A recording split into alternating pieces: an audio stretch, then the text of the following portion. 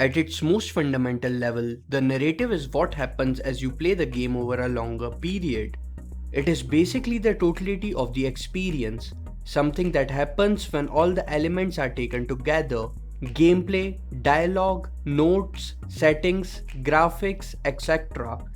The player's subjective journey through the game. I know this clashes with other definitions that refer to narrative as a separate aspect of the game, but I think this is the one that's most helpful when discussing game design. It also fits with the title such as narrative designer, who is a person that doesn't just deal with writing or cutscenes, but who works at a much higher level. Hi, I am Harsh, and in this video we will talk about narrative in game design. In the game development process, narrative game design defines the game's story, structure, and core emotional elements including theme, plot, character, and dialogue. For instance, looking at a game second by second, you see the core mechanics. Moving up to look at it using a time frame of minutes, you see tactics and problem solving, which also includes things like puzzles. Higher still, often on the scale of hours, you see the narrative.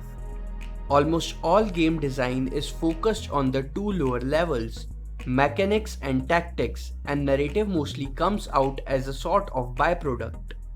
That's why when designing a narrative for a game, we have to remember that actions, not words, are the strongest way to express a story. The player isn't there to read or listen. The player is there to play. So when it comes to a game, the narrative designer must think in actions first and foremost.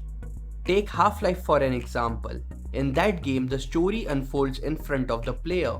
It is the designer's choice to let the story happen while the character is still in control of the player. Rather than telling the player a story, we are asking a player to take certain actions so that they will understand the story. Story versus storytelling. Narrative isn't automatically a crucial component in games, as it often is in film or literature. Interactivity is the defining feature of games, and indeed, games that excel in their gameplay are most often great games. However, many games start out with serious narrative ambitions. They try to tell their stories in the spaces between the player's journey through the game. They jam together puzzle pieces of cinematic control and interactivity that, more often than not, do not go together. The Final Fantasy series is most notorious for rewriting the entire story of a game, breaking it up into DLC-sized chunks and cancelling those announced DLCs as well. Death Stranding does the same thing well, though there are signs that it was a well thought out story and the gameplay reflects exactly what was demanded by the narrative. The narrative of this game then becomes second nature to someone who keeps carrying out actions and interacting with the game. The narrative tells the player what is coming next, and the gameplay is a means to reach the next chunk of narrative. It doesn't matter how good your story is, what matters first is how good your storytelling is. And that's defined by what medium you are telling that story in, whether it's a book, movie, or game. So what makes storytelling good? And how do we identify bad storytelling? There are some core requirements for a game with focus on narrative. The focus is on storytelling. This is a trivial requirement, but still way too uncommon. Basically, the main goal of the game should be for the player to experience a specific story. That is the story being told by the game itself. As the player interacts with the game and experiences the story, they will inevitably develop their own version of the game's perceived story or the player's story.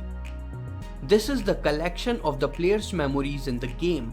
The ones where they made daring jumps and killed a ton of Goombas to rescue the princess. A good player's story should always be the end goal, while the role of an explicit story should be to support the development of a good player's story. Before plot, dialogue, or even a character, there is world building. Where, when, why is the world this way? Characters and creatures aren't set in an environment. Characters and creatures grow from an environment. The bulk of the gameplay time is spent playing.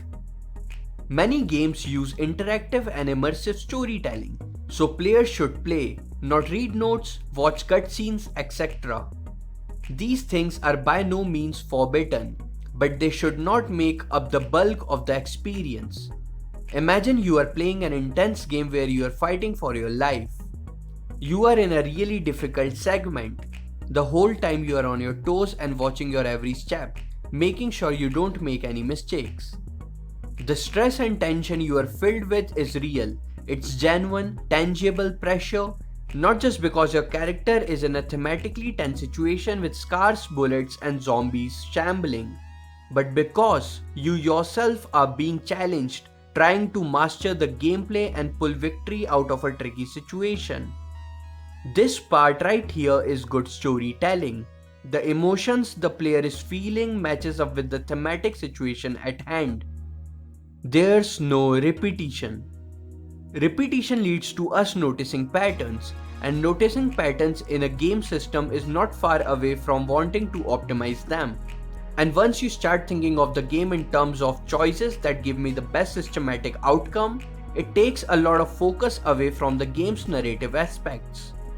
Now, all this can change or be tweaked as per game's design. Like in Doom, players play because they enjoy shooting even though it's a repetitive pattern. Many even skip the cutscenes, as that's not what they are playing for. In general, most players don't even read or listen to the dialogues. Then how can a game express its emotions to the players? One of the best examples would be BioShock. BioShock takes a page from Half-Life's book, where the story unfolds in front of the player. You can clearly see the need for environmental storytelling here. Definite influences act upon the environment, and the character is a part of the world that the environment represents. At the level of the storyline, a large part of the game revolves around the piecemeal construction of the narrative of the game space. The narrative of the player's avatar is developed alongside the narrative of what happened to the space he's moving through. At the level of the story world, the game space symbolizes ideological oppositions. Many locations are appropriated as a way of opposing the dominant ideology of the game space. At the level of the narrative universe, which is to a large extent a story about the story, and hence metallaptic. The player and his avatar move through many different story worlds and storylines, all alike yet subtly different from each other. So that's a quick once-over of narrative in game design.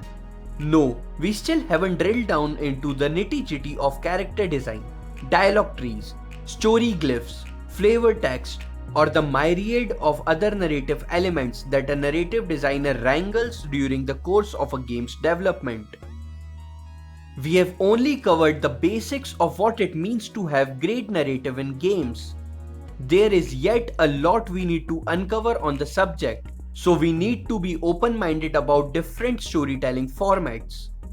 Cinema may be essential inspiration for a narrative, but it doesn't end there. We should instead look to non-traditional structures that can be a stronger storytelling technique than the ones in the biggest scripted and cinematic games. Let's redefine game narrative to mean more than just plot and dialogue.